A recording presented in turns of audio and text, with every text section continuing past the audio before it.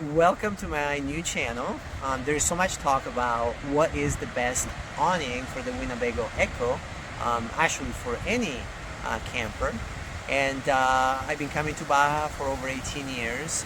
Had 5 different rigs, all had different awnings, from the Fiamma to the Carefree to the Foxwing. They all have their pros and cons. And what I'm looking for in an awning is that it's easy to set up and it can withhold 40 miles an hour plus wind. The Foxwing was a great awning, however it took a very long time to set up. The one I had required 3 posts, and in order to hold the wind you had to put at least 6 guy lines. The Carefree on both the Revel and the Winnebago Echo was probably my least favorite one. Yes, it's automatic and fast to set up, but it's useless in most conditions because it's mostly too windy anytime I try to use it. And the Fiamma was also a very good awning, but I had the experience where the actual bracket that was attached to the camper broke and ripped it off and was flopping around in very high winds and almost did a lot of damage, but fortunately I was around to take it down. The best awning that I have found is the awning that I'm actually going to be talking about right now. It's freestanding. It's a $40 awning that you can buy on Amazon, and it has been an absolute game changer. And I will be talking about how you set it up and how it works, and show it in windy conditions to see how well it actually does in windy conditions.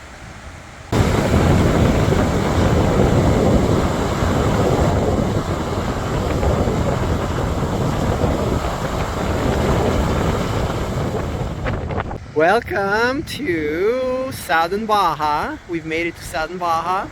And hopefully it's not too windy for this recording, but we are going to show you guys how to set up a shade in Southern Baja, which is extremely important because it gets super hot, but also it's extremely windy, and right now it's actually pretty windy, so hopefully you guys will be able to hear this, but you need an awning that can hold the wind, that doesn't get ripped. And I have found the system to work really well using these sunshades. They're called wing shades. Yeah, that's the one. And we're going to show you what we need to do this. And the first thing is the wing shade. This one is 12 by 14 for the Echo, and you will need 2 collapsible posts, and these are, I believe they're 14 foot long at the max. We have to go pretty high, and I want this wing to be almost parallel to the ground so that I can see through the bedroom window. So these are the poles, and then, yeah, there we go. And and then we will need guy lines. And if you show what the guy lines are, and again, these have to be strong because these sails will actually pull pretty hard on the securing point. So there are the 2 guy lines. There we go. And then we'll need 4 carabiners. And I like using stainless steel so that they don't rust. And then we will need a sand anchor, which is that piece of wood there, and show kind of how that thing is made. It's got a loop, and it's just a piece of plywood that I have built, and that one will be buried in the sand. And we are going to use 1 sand anchor, and then we're going to use 1 very sturdy post for the other side, because we're actually putting them, one side is in the sand and then one side is in the hard soil. So now let's go and put all this together. Thank you. And Susie's going to be the little monkey climbing up on top of the Echo because she does that better than I do. So while Susie gets this thing unwrapped, I'm gonna actually talk really quickly about the securing point.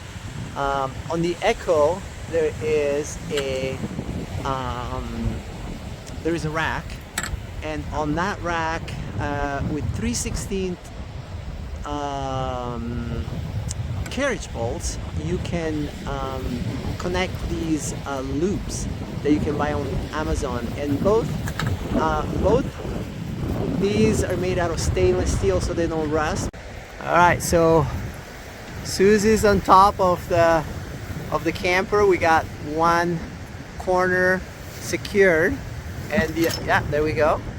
And then she's gonna go up to the front, and I have measured these to the right size for this 12 by 14 wing. So the spread is 14 feet on the length, and so it's a super easy, quick clip. There we go, done. So here's the top, already secured in literally seconds, and now we're gonna show you guys how to secure the bottom.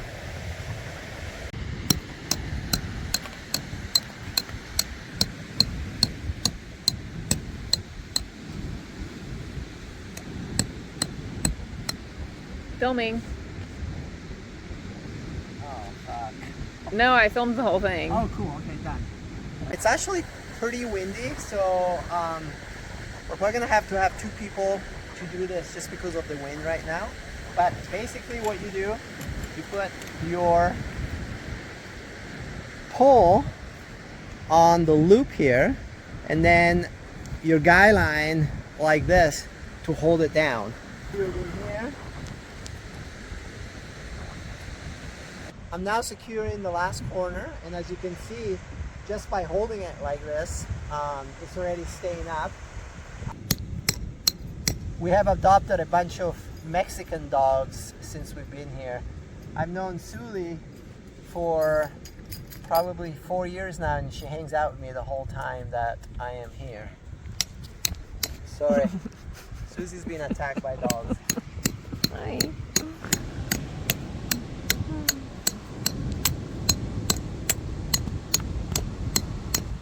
Hungry dogs, you should say. There we go. There we go, we did it!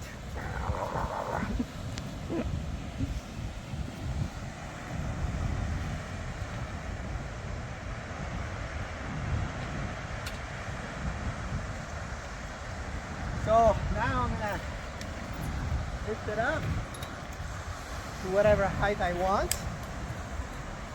If you guys have watched my video about telescopic posts, I talked about getting good quality ones, and I bought cheap ones from Amazon, and sure enough, they don't hold, which is a real drag. So do not buy cheap ones. I tested these at home and they work, but they don't work here. So I'm gonna have to tape these and probably just trash them when I get back to the States because they're pretty useless.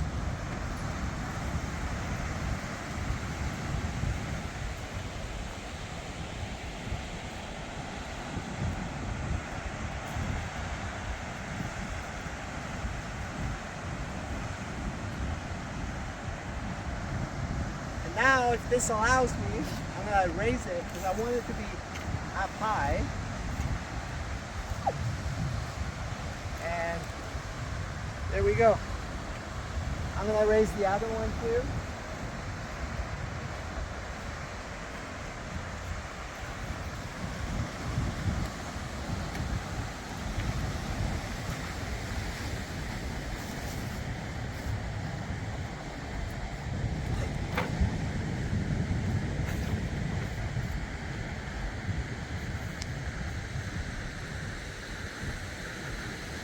And this needs to be tightened.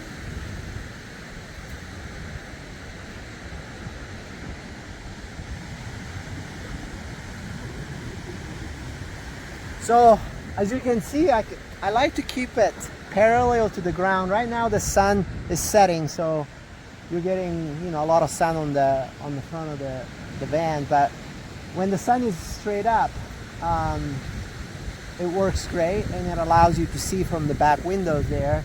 And you know, if I see that it, you know, I want to have it a little lower, then you can adjust the height just by dropping or raising the poles and tightening the guy lines. But very simple to do, just a few minutes. And I will show you guys again how it's hooked up on the two corners, and it's something that you can do on any camper. If you have a rack, or you can even like put bolts on, you know, if you have a hard shell camper. But there's just many ways of securing two loops at the corners. And like I said, this will hold 40 miles an hour winds easily. I've had them in like really strong winds, and they're really bomb-proof because these sails, they actually shed the wind through because they're like a mesh. So then the wind doesn't catch. And I'll try to get a footage when it's windy so you can get a sense of how it works. But thanks for watching.